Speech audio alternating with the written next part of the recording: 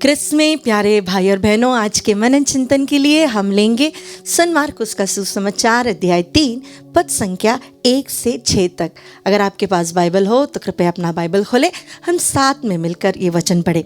ईसा फिर सभागृह गए। वहाँ एक मनुष्य था जिसका हाथ सूख गया था।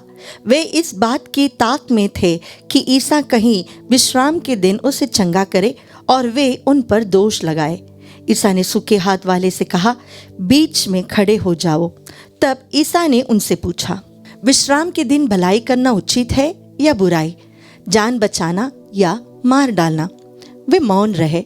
उनके हृदय की कठोरता देखकर ईसा को दुख हुआ, और वह उन पर क्रोध भरी दृष्टि दौड़ाकर उस मनुष्य से बोले, अपना हाथ बढ़ाओ।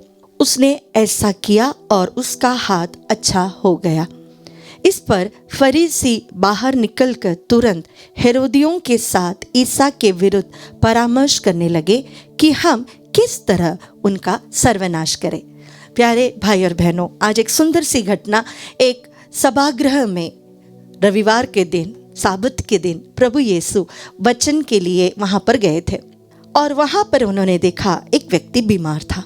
वहां पे जितने भी लोग थे वे प्रभु की परीक्षा करना चाहते थे कि क्या ये बंदा, क्या ये नबी आज मूसा के दिए गए जो तोरा है, कमांडमेंट है, उसके विरुद्ध कुछ करेगा या नहीं। उन्होंने यह नहीं सोचा कि हमारा एक भाई बीमार है और आज ईश्वर उसे चंगा करने वाला है। हमारे अंदर और हमारे समूह में भी ऐसे लोग बहुत हैं जो दूसरों की भलाई सहन नहीं कर पाते। उनको वो चीज़ अच्छी नहीं लगती। वो देखना चाहते हैं कि प्रभु ने उनके साथ कितना बुरा किया। वो देखना चाहते हैं कि वो लोग हमसे और अच्छा ना हो जाए। हमेशा क्रिटिसिज्म करने वाले, गॉसिप करने वाले, दूसरों की बुराई देखने के लिए, बोलने के लिए मौका ढूंढने वाले।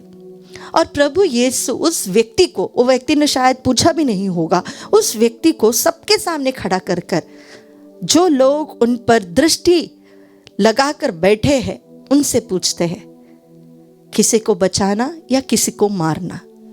साबत क्या सिखाता है? प्यारे भाई और बहनों, जब हमारे जीवन में प्रभु की दृष्टिकोण से देखें तो हम बुराई करने में और अच्छाई करने में माहौल को देखते हैं।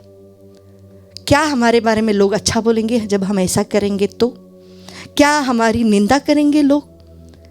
प्रभु ने यह कुछ नहीं देखा। प्रभु ने एक व्यक्ति को देखा जो बीमार था, जिसको प्रभु की जरूरत थी, ईश्वर की दया, अनुकंपा की जरूरत थी। और प्रभु उससे कहता है, हाथ आगे बढ़ाओ, और वो व्यक्ति चंगा हो जाता है। यहाँ पर हम प्रभु की एक मानव स्वभाव को देखते हैं, एक ऐसा स्वभाव जो ईश्वरत्व से पूर्ण था, अनुकंपा से पूर्ण था। एक व्यक्ति जो दुख झेल रहा है उसके साथ एम्पैथी करने के लिए तैयार था, उसके दुख दर्द को समझने के लिए, उससे बचाने के लिए वह तैयार था। कई बार जब हमारे जीवन में दुख है, बीमारियां हैं, ऐसे कई लोग हैं जो हमसे आके कहते हैं, तुम तो नहीं बचोगे, ये तो कभी हील नहीं होगा। 2 शब्द सांत्वना के देने से, दिलासा देने के बदले वे लोग आके ताना मार कर जाते हैं। आजकल बहुत सारे लोग ये कहते हैं, प्रभु का क्रोध है। प्रभु का क्रोध यहाँ पर हम देखते हैं, प्रभु उन पर क्रोधित होते हैं जिनका मन कठोर था, ना कि उनका जो दुर्बल और जिनको प्रभु की ज़रूरत थी। हम जब हमारे मन में दूसरों की निंदा करते हैं, दूसरों के बारे में बुराइयां बोलकर चलते हैं, गॉसिप करते हैं, उनके साथ अच्छा क्यों हुआ ऐसा सोचने वाले बहुत सारे लोग हैं।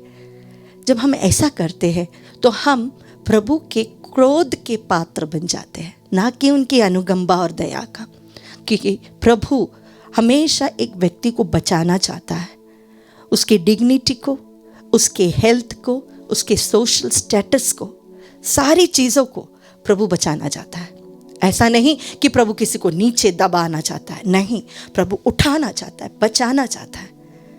और जब हम ऐसा नहीं करते तो हम प्रभु से कोसों दूर है, कोसों दूर। बहुत कम हमने पूरे सुसमाचार में देखा होगा कि प्रभु क्रोधित होते हैं और उनका एक कारण क्रोधित होने का यह है कि उन्होंने उनके हृदय की कठोरता को देखा, उन्हें दुख भी हुआ। आइए आज के दिन हमारे हृदय को कठोर ना बनाएं। हमारे आसपास रहने वाले हमारे परिवार के लोगों को हम थोड़ा सा अनुकंपा के साथ, थोड़ा सा प्रेम के साथ और व्यवहार करें, प्यार बढ़ाएं और उनको दिलासा दें।